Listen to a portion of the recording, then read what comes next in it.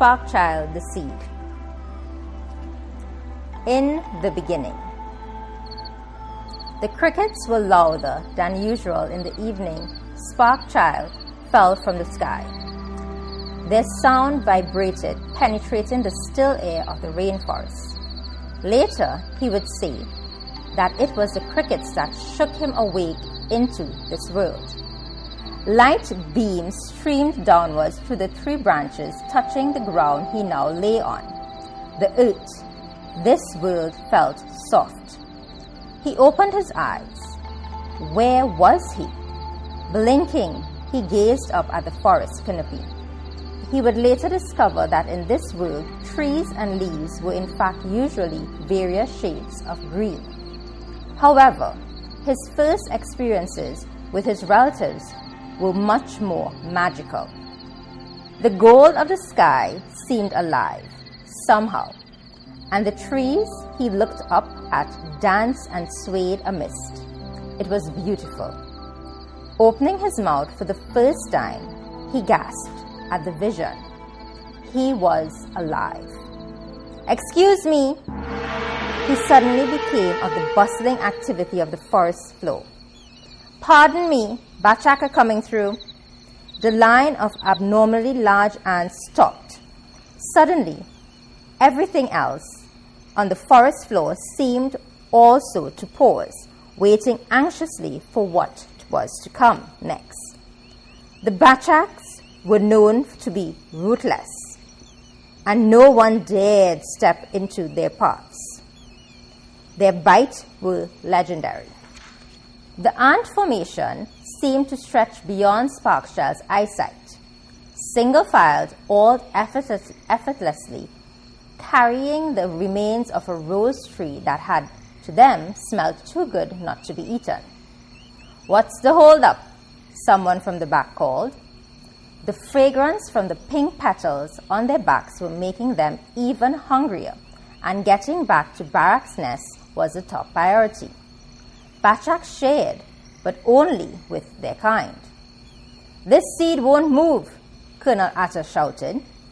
He, like the others, were hungry. He had worked hard all day, as was the routine for Bachaks. Squadron 6 had done a fantastic job locating that rose tree.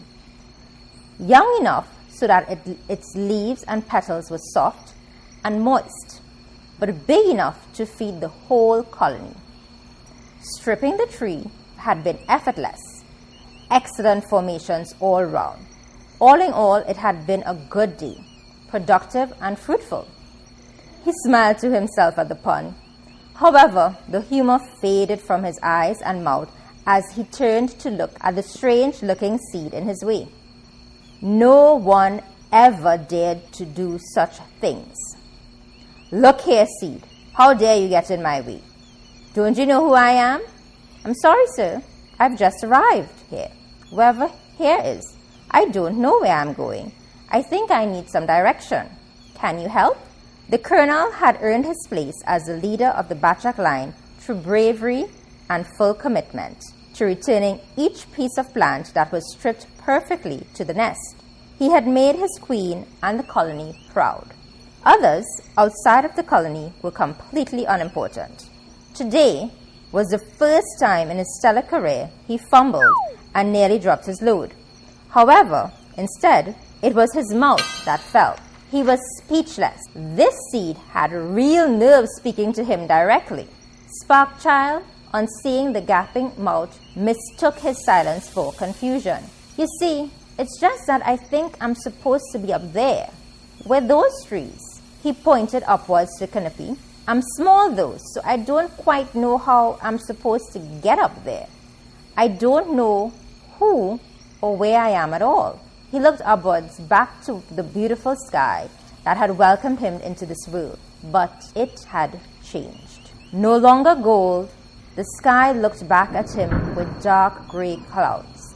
Colonel Atta also looked up and noted the darkened sky. He sniffed. Rain! There was no mistaking the familiar smell of moisture in the air. This seed was becoming a real pest. He had disrupted their schedule and now the threat of rain could potentially wash away their spoils of the day. His spotless reputation was at stake, as the rest of the Batchak's line eagerly looked on. He would need to embarrass this seed to make an example of him for both the surveying line and the entire forest. News traveled fast here. They would all understand that no one messed with him. He had to squash this seed. Fully aware of his audience, Colonel Atta began. I can tell you're a seed, but my goodness, I've never seen anything like you. Yellow and brown, you're hideous. Not even a trace of green? All seeds must have a little green, or they'll never grow to be a tree. Of course, Atta knew it was a lie. He had just made it up in that moment. But Sparkchild's evident shock and confusion bolstered Atta's confidence in his deception. You don't even belong in this forest. Looking back to his following, he continued, in fact, I'll do you and everyone else here a favor. I'll squash you into the ground, so deep that you'll never want to come out again, let alone be a tree. Ha! Maybe you'll turn green then. Laughing loudly, the head of the Batchak army marched upon the solitary seed. Stepping onto Sparkchild, he pushed his little body into the earth that had once felt welcoming. The rain was beginning, softening the soil and forming mud. The tiny seed sank under the weight of Atta. Batchak army, he bellowed, march forward. With the command, each member of the Batchak line followed their leader obediently, marching on top of Sparkchild as Atta had done, pushing him further and further into the ground. By the time the last Batchak had passed, Sparkchild had been buried into the mud. The rain fell harder. Big, fat drops of water had eventually washed the topsoil from around Sparkchild's little frame, freeing him from what felt like his earthly prison. The canopy was hidden in the darkness that had set in. He looked around frantically. Could no one help him? Those that scoured close by would not meet his eye. He was now an enemy to the formidable army, Batchak. Their strength was unsurpassed in the rainforest, and like all who crossed their path, he too had been squashed. For the first time in the little seed's life, a pain developed deep in his chest and radiated throughout his entire body. He was sad and alone. The rain hit his face. This world felt hard. He wanted someone to talk to, someone to be kind to him, someone who understood. But more than anything, he wanted to scream. So he did. No one heard him. The truck tires screeched to a sudden halt. The winding road to Maracas through the northern range was beautiful as it was treacherous, especially at night. Darkness lay thick and heavy on the mountain like a blanket, stifling all promise of light. Not even the moon's light ventured out tonight. It was a new moon, but all things were being thrown away. Dumb phone, the last words Encyclopedia would hear from her human as she was pitched from the vehicle. The unnatural smell of burning tire rubber filled the still forest. Sparkchild froze mid-scream. The throttling ball of fluorescent light was transfixing. He had never seen anything like it. His eyes widened as he noted the speed at which it seemed to be coming in his direction. Ah! Sparkchild did not feel the collision. He just saw her face.